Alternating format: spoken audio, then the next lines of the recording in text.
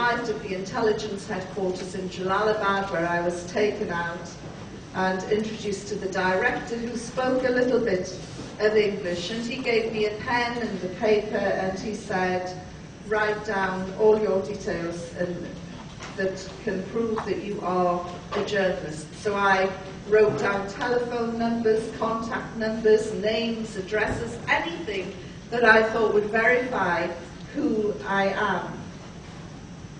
And then I handed him the paper back, and he said, we are about to eat and you can join us. And I said, well, really, first I need to use the telephone. I need to make a call. And he said, impossible. And I said, well, if you won't give me the telephone, I'm not going to eat, either as a prisoner or as a guest of the Taliban. I need to make a call. And he said, impossible. So I said, well, I'm not eating, and he just shrugged his shoulders.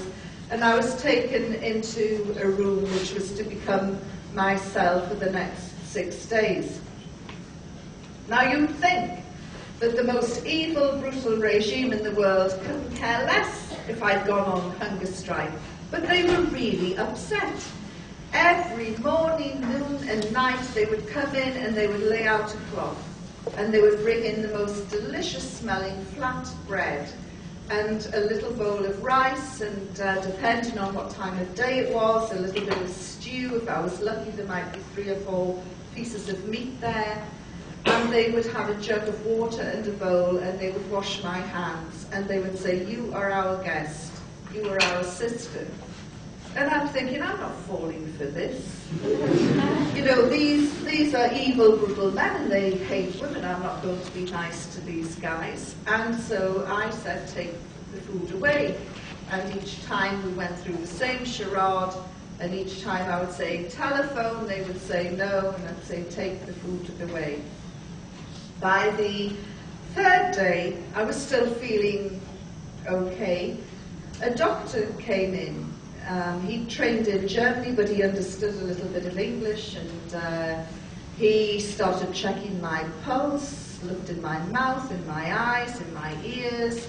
He started taking my temperature and then my blood pressure, and I thought, oh, they do this on death row in America, don't they? Just before they're about to execute somebody, they like to make sure they're nice and healthy before they flick the switch. And he took my blood pressure, and something bothered him about it. So he took it again, and I said, yes, it'll be high. And he said, no, your blood pressure is normal.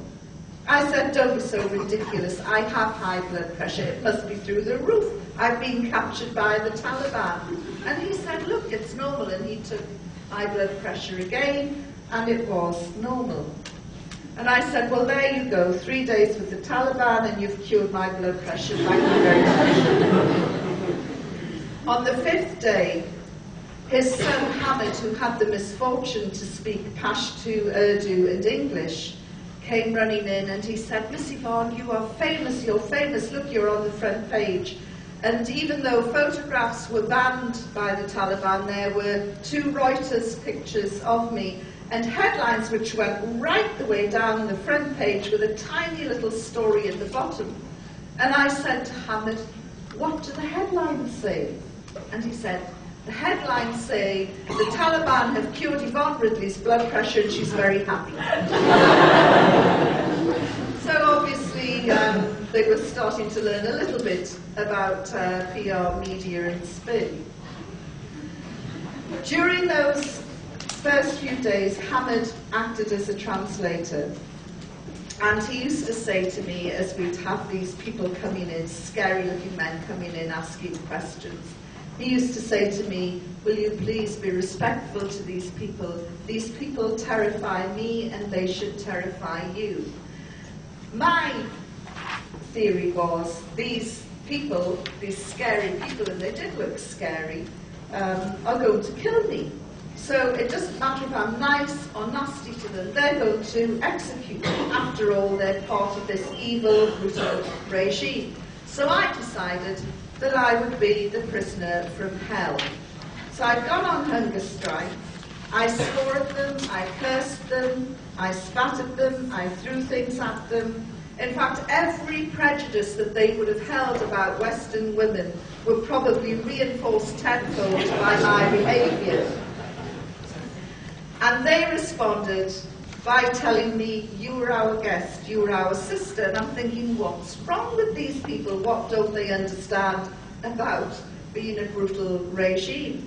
I really thought that if I cut them any slack, if I was nice to them, that's when the electrodes would come out. That's when the abuse would really start.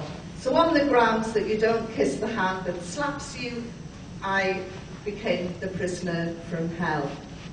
On the 6th day, Hamid came to see me, and he said to me, he came in and his face was almost black with fear, and he could barely talk, his mouth was so dry, and he said to me, "You have an important visitor.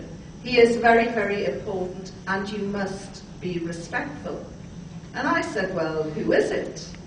And I'm thinking, is it Omar, Osama bin Laden? And he's going, "Please, you must be respectful." And he went away. He came back a few minutes later and knocked on the door. Although I was the prisoner, I had my own key. And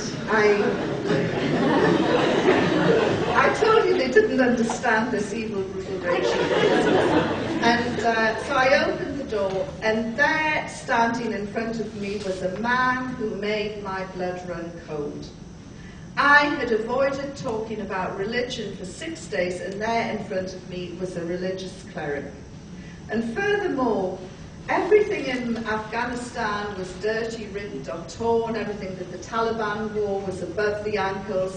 This guy had an immaculate ivory gown on that went right to the ground. You couldn't see his feet. And he had a big ivory turban. But he had quite a modest beard by Afghan standards, very light brown eyes. And he had a serene smile on his face, and he had beads which he moved two at a time. And there was something else, something about him that really freaked me out. I'd never seen anything like this before, and when I got back to London and told my first Muslim audience, they explained to me what it was. What really freaked me out about this guy was the light on his face. And it wasn't a light shining onto his face, it was a light coming from within, shining out. I now know that to be the nur, the natural light that emanates from particularly pious practicing Muslims. I've never seen anyone since with so much nur on their face as this man had. But as I say, I didn't know what it was, it just really freaked me out. So I stood aside and invited him in, and he was so elegant, he didn't walk, he just glided in and sat down, and I sat opposite, and Hamid acted as the translator. And he said, "What religion are you?" And I thought, oh, here we go. I said, "I'm a Christian." And he said, "Yes, but what sort of Christian?" He said, I said, "I'm a Protestant from the Church of England." And he said, "And what do you think about Islam?" Well, in truth, I knew very little about Islam, other than what I'd been told, and that you could have written on the back of a stamp, and as it turned out, it was all wrong anyway. But he said, "What do you think of Islam?" And I looked